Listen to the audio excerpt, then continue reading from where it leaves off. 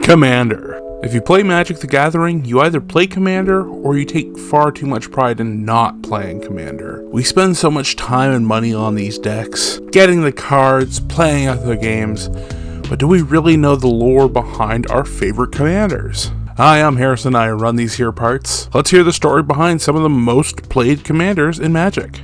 Atraxa.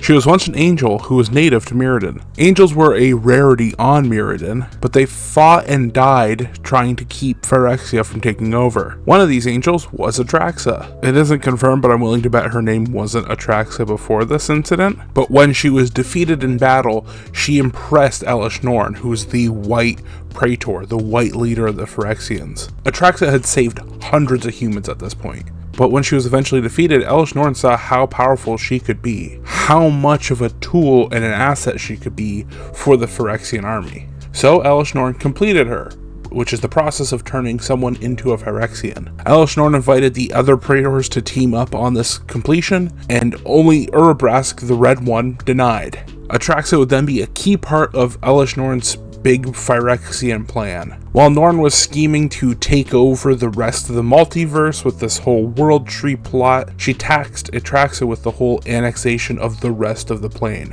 which was Mirrodin and now it's New Phyrexia. When it came to actual invasion time, she was sent to solo New Capenna. Capenna as a plane had previously been invaded as a failed attempt, invaded by the Phyrexians. It's believed that they were able to stop the Phyrexian invasion through teamwork between both angels and demons. In that whole crossover, the demons actually double-crossed the angels, and that's why a more recent depiction of Capenna has demons as like the heads of houses, where angels are almost like a myth. Angels would be sapped of this essence called Halo, which then could like strengthen you up to help you fight, and this became like an illicit drug on the streets of Capenna. So in this, Norn thought, okay, the main reason they won last time is because of angels. I'm going to send an angel of my own. Norn wanted Atraxa to go in there, look for anything the old Phyrexians left behind, kill anybody and everybody, and then blow up all the supplies they used to make Halo. In the end, she was able to turn one of the families towards the Phyrexian side. Then a lot of off-screen stuff happens, and then her dead body is found at the bottom of some rubble. A long story short, she was a trophy angel that was turned Phyrexian, suited up, used as a war machine, and then would die trying to invade another plane.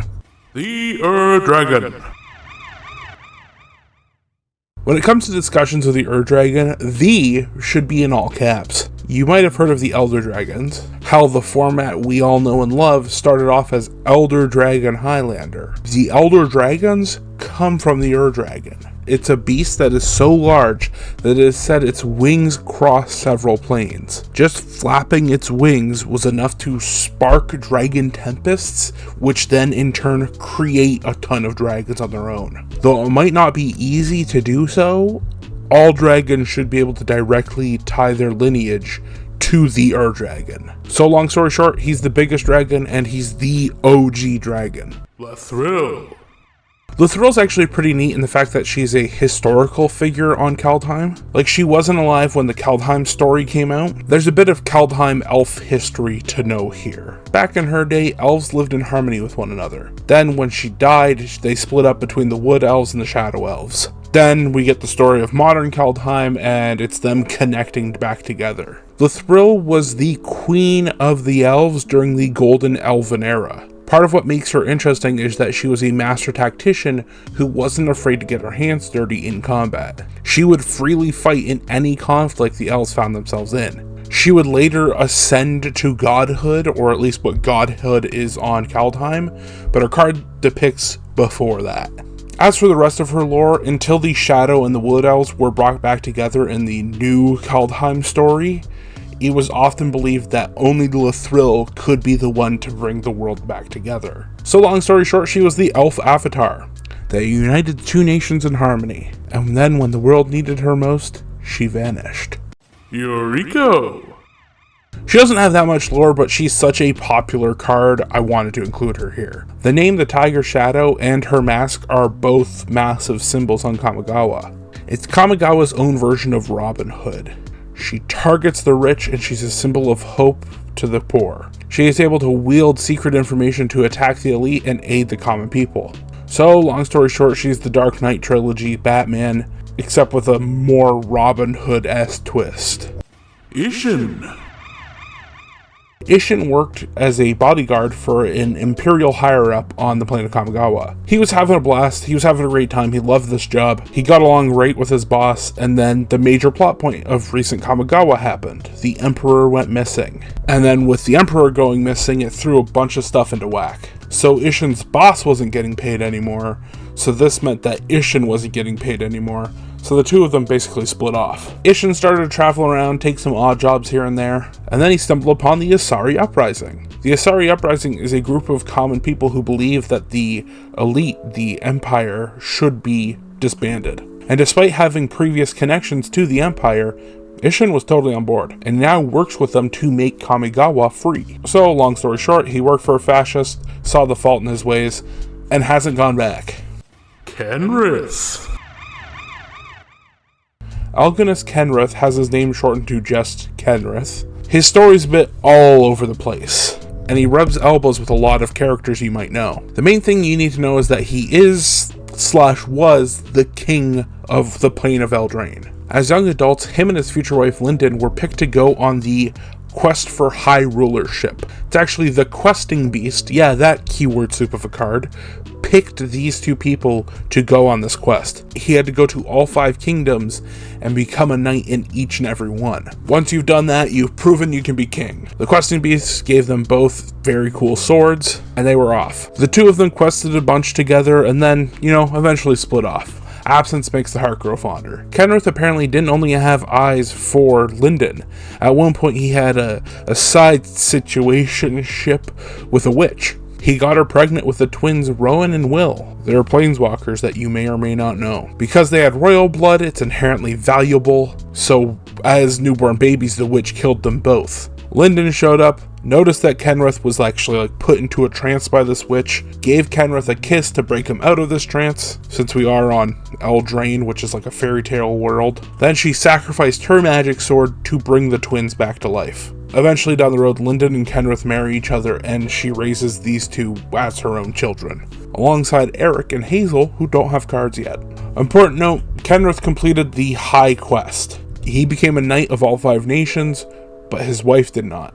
So he became High King, even though he wouldn't have been able to do it if it wasn't for this woman. Just saying. So this is all kind of like Eldraine history before the first set. When the first set comes out, we get a time jump to when they're young adults. Oko shows up, kidnaps Kenrith, turns him into a 3/3 elk, the classic move. If turning him into an elk wasn't enough, he also stabs him. The stab normally would have been enough to kill him, but Lyndon shows up again with another magical sword. She used her magical sword to save the twins, so she's using Kenrith's magical sword to save him. The thing I want to point out with this whole Kenrith story is that Lyndon does not get enough respect. And possibly the least respectful thing, during the Phyrexian invasion, both Kenrith and Lyndon die.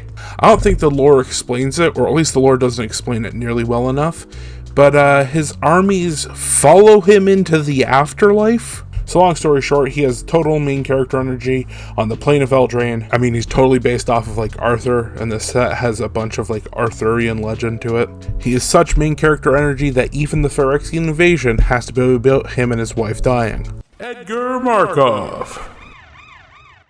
About 700 years ago on the plane of Innistrad, Edgar Markov was an alchemist. During a time of famine, he was approached by a demon. He was told how to achieve immortality. He and his sons trapped an archangel and drank its blood, thus turning them into vampires. Edgar Markov is the patriarch of the Markov bloodline, with his grandson being the Soren Markov. Jump ahead 7,000 years, Edgar Markov is more of a living historical figure than anything else. He rests in his crypts for large chunks of time. Soren stocks up on books for when Edgar wakes back up so he can get back with the times. In return, Soren sometimes wakes him up looking for wisdom. In more recent lore, Soren went to go wake up Edgar Markov and found out that his coffin had been stolen. It was all part of Olivia Valderen's devious scheme. Essentially, her whole devious plot was if she married this man, she would become super powerful because he's pretty much just delirious at this point. He would leave his own shotgun wedding kicking and screaming and causing our poor boy Soren to go through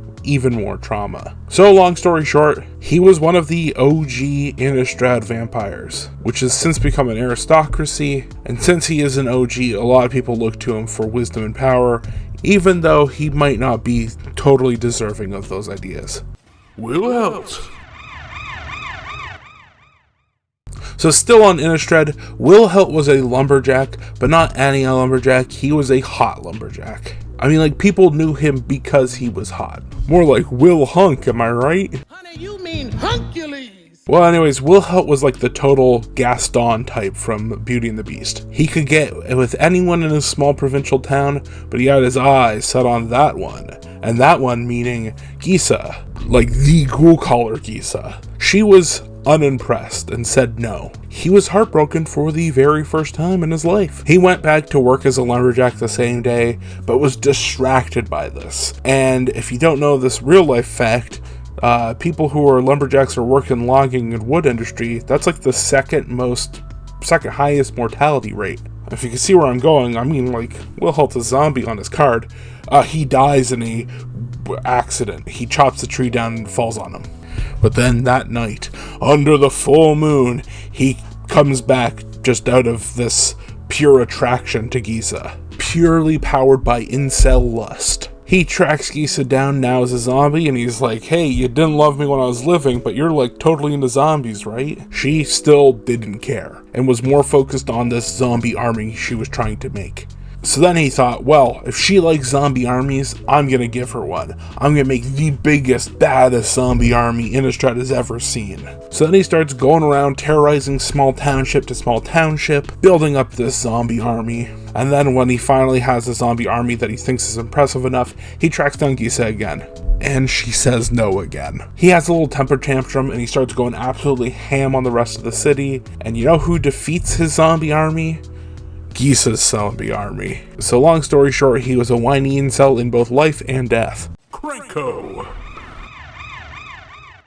He's a goblin from the plane of Ravnica, the City of Guilds, and I only feel it necessary to mention that it's the City of Guilds because he actually doesn't belong to any of the guilds. Something that isn't actually touched on too much when we get to visiting Ravnica is the people who exist outside of the 10 guilds. There's a sort of underground goblin mafia that's building up with different families fighting for power, and Krenko just so happens to be a mob boss for one of them. Early on when we meet Krenko and he's getting into the business, he's taking small jobs from Mr. Taz. Mr. Taz keeps giving him more and more jobs that are getting more and more intense, and they're all typically pinning one guild against another. It's like, hey, blow up this Orzhov building, but make it look like the Gruul did it. I don't think he did anything like that exactly, but it's along those lines. He's pinning one group against another. Might be kind of predictable, but this Mr. Taz character ends up being Lazav, the guildmaster of the Dimir. Magic the Gathering, the game,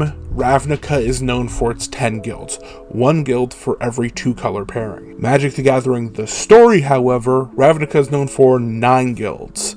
The Dimir Guild, the Blue-Black Guild, is more of like a myth, a legend. People don't really believe in it. So Lazav, being the leader of this group, is able to use like secrecy and espionage and trying to get the other guilds at each other's throats. And instead of doing it himself, he hires it out to a goblin. Since then, Krenko has seen himself in and out of prison over and over again. During War of the Spark, he used the chaos to then loot a bunch of places that have been evacuated. He did something similar when the Phyrexian invasion happened, but then he was able to use those capital gains to almost push himself ahead in society. He was hoping that he could become a member of Ravnica Elite and even bring some of the other mob families there with him. In the plot of Murders at Karlov Manor, he grew paranoid.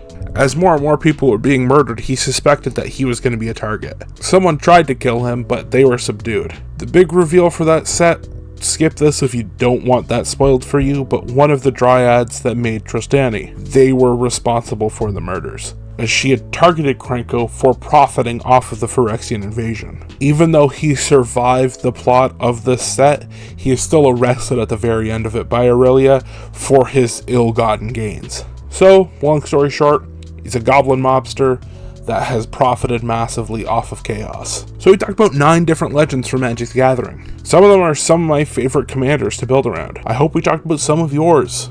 If not, let me know down in the comments. If this video does well enough, I might make a sequel.